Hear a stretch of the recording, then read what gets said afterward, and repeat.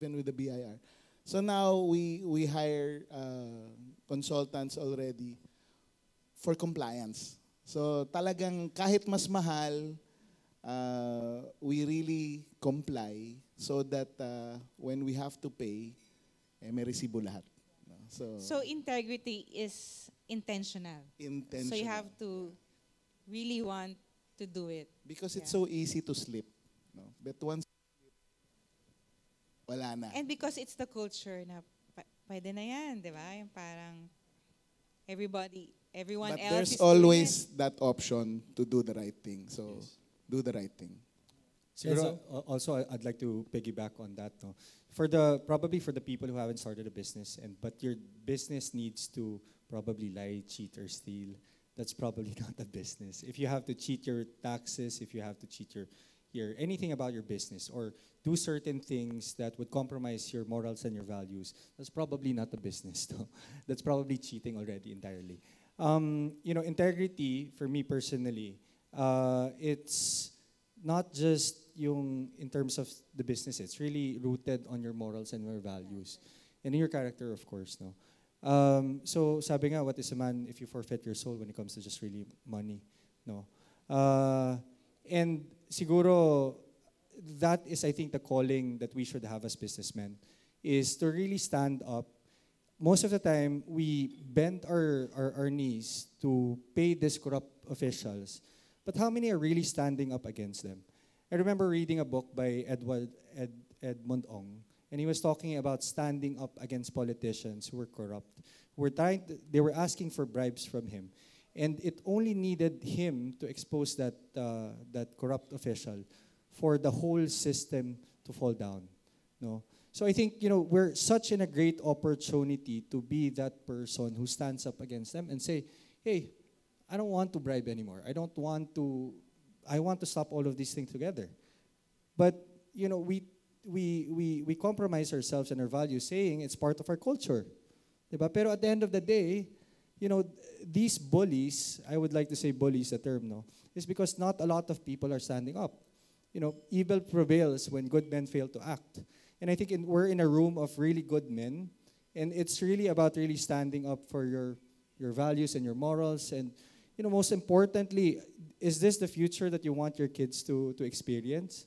No? And I think that is something deeply in me kasi I was a product of that. Parang, gusto nilang, yung shipment ko noon, I remember I had to save 30,000 pesos. Yung 30,000 pesos, naging 300,000 na in shipments. Hindi ko makuha kasi they were asking so much money from me. I was devastated. So if you don't want that to experience for your kids, you have to stand up where you are right now. Ang galing naman. Sana lahat ng young people tulad ni Enzo. Palakpakan naman natin. Di ba? Chris, do you have the same experience? What's your experience with this kind of negative environment? What would you like to say about it? For the F&B, sa F&B naman po, it's easier to cut corners, use cheaper ingredients or low quality. But as in Ewing Yard, we made the commitment that we don't compromise the quality of our sauces and our products. So I guess that's how we show our integrity in our brand.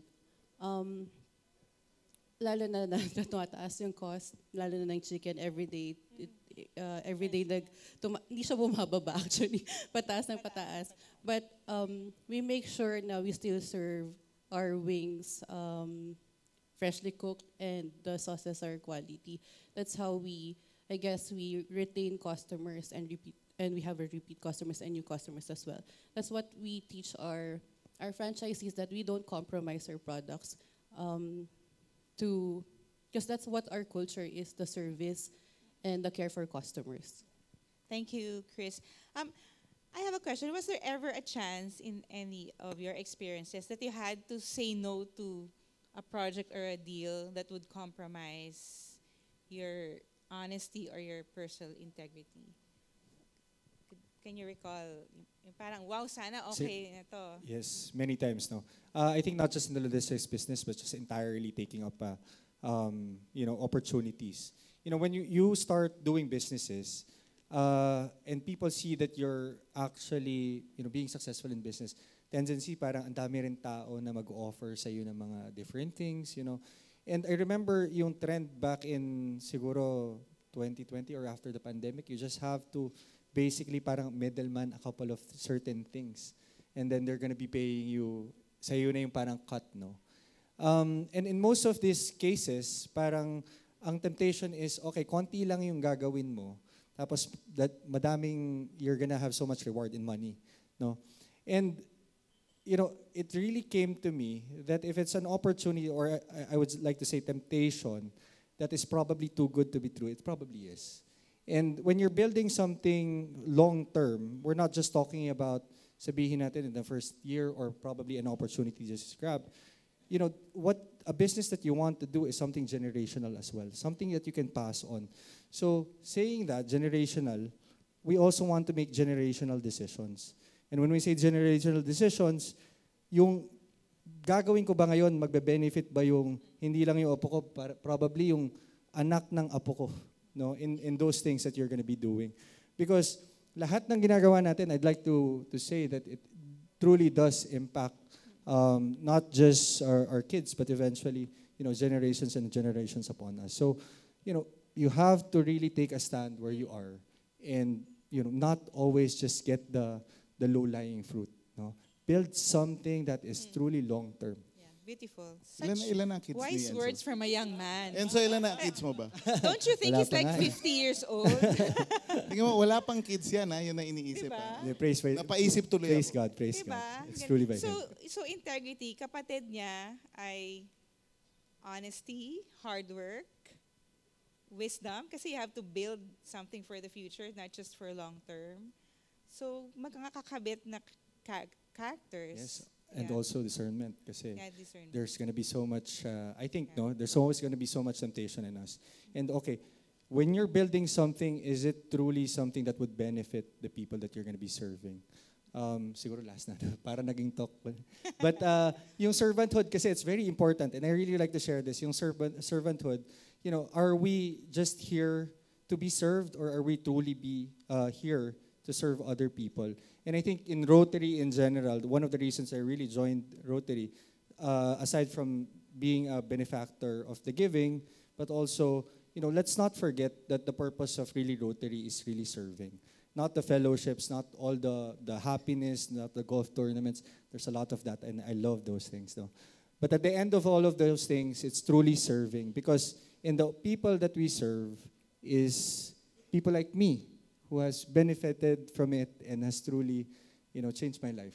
Yeah, thank you. Yeah. Very good.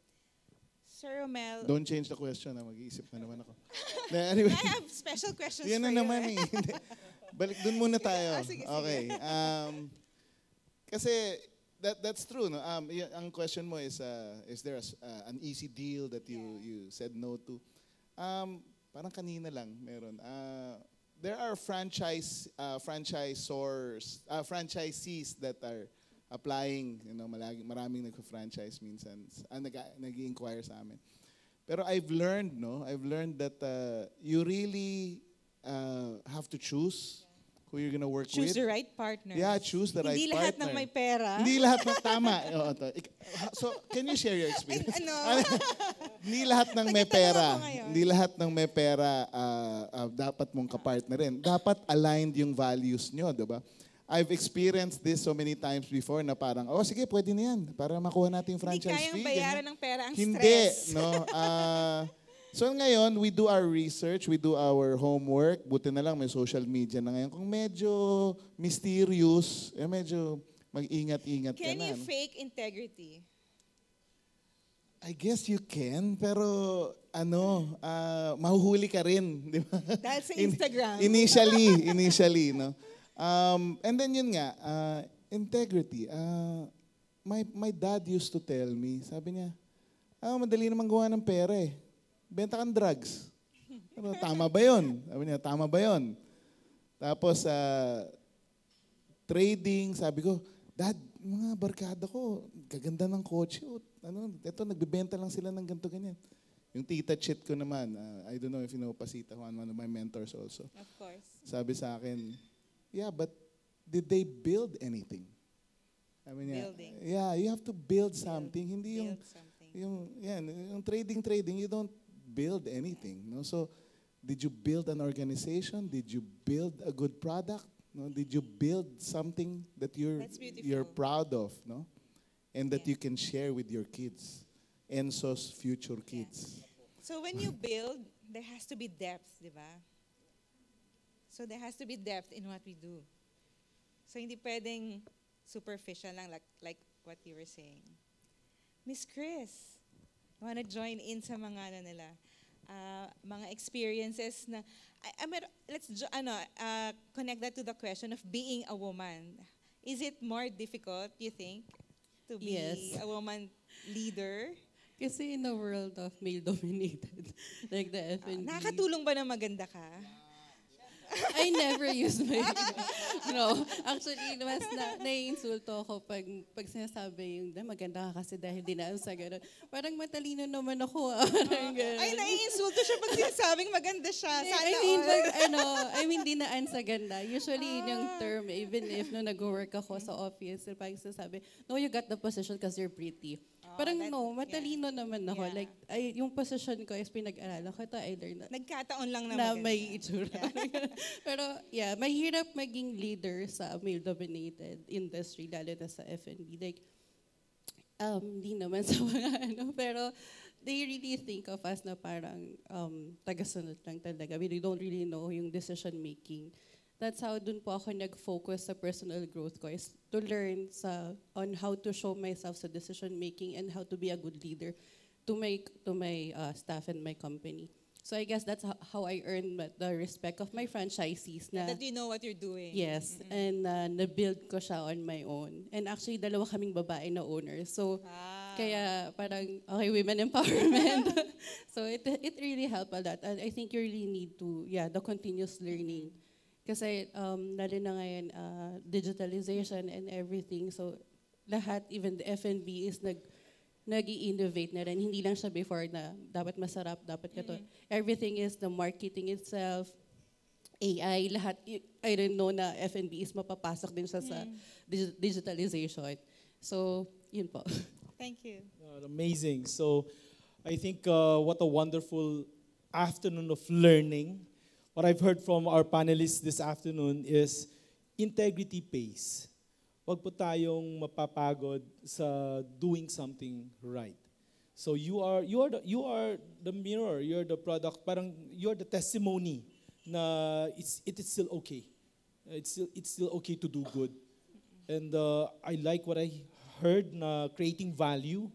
Hindi lang trading, we look at if we could really uplift people's lives. And think deep, think long term. Yun mga narinig ko. Partner? Do you have time for a final question? Yeah? Yeah, Okay, final yeah. question. All of us here, I believe, are leaders in different industries, and here are distinguished leaders as well. So I'd ask, as a leader, what do you think is the value of a good example to not just the people who can see us outside, but more so for our family members and our team? So the role of a good example. So let's inspire them. Well, you have to walk the talk, no? So, like when when we put up the Electric Vehicle Association of the Philippines, we made electric vehicles, no? We supplied the electric jeepneys in Makati before and Philinvest, ganyan. And when the opportunity came, I drive an electric vehicle now, no? I'm a full EV advocate. Kasi how will you advocate, if you don't use it naman, no? So hindi pwedeng puro. Hindi pwede puro Yeah. salita. Yeah. So you have to walk the talk. Yeah. Thank you. Miss Chris? For me, leadership, it's not about being the best. It's about bringing the best out of your staff, the people. Because for us, our culture in Wingyard is we treat our staff with respect and show them you value their effort to the business, because it radiates to the customers as well. So if you treat your staff with respect, it will pass through the customer, so you will have a good customer service for your brand. That's true. Yes. Thank you. For me, I think Simon Sinek said it best. No, leadership is the awesome responsibility of rising up people around you to be the best that they can. You can't. Ang ganda ng analogy na doon kasi it's like being a parent to your team. And when it comes to being a parent, you can't always choose your children, diba? But it's about giving that having that responsibility of making them grow, making sure that you're taking care of them, making sure that they're also learning and they're growing in that. No, three things also about leadership that I really want to nail down. No, it's